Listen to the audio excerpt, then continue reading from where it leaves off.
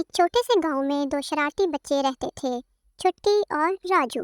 वो दोनों बहुत बहादुर थे और हमेशा किसी नए खेल की तलाश में रहते थे।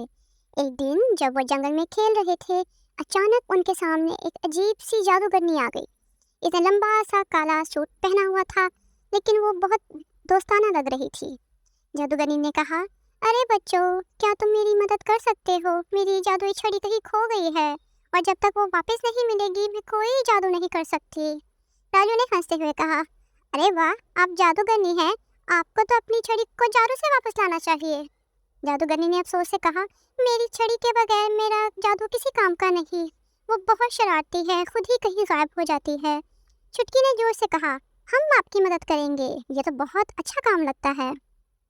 जादूगरनी ने मुस्कुराते हुए कहा, थैंक यू बच्चों, लेकिन ध्यान रखना ये छड़ी बहुत शक्तिशाली है।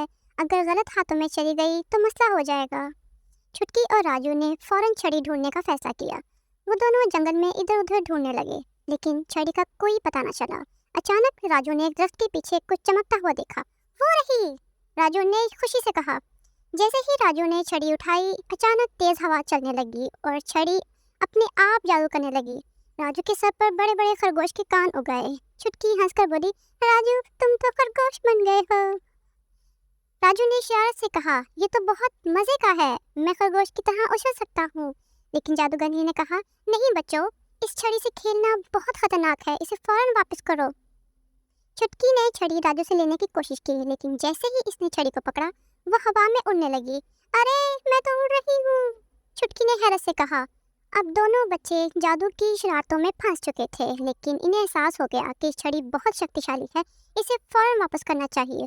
छुटकी और राजू ने बड़ी मुश्किल से छड़ी को काबू किया और जादूगरनी को वापस दे दिया। जादूगरनी ने छड़ी वापस मिलने पर एक मंत्र पढ़ा और राजू के खरगोश के कान गायब हो गए और छुटकी दोबारा जमीन पर आ गई।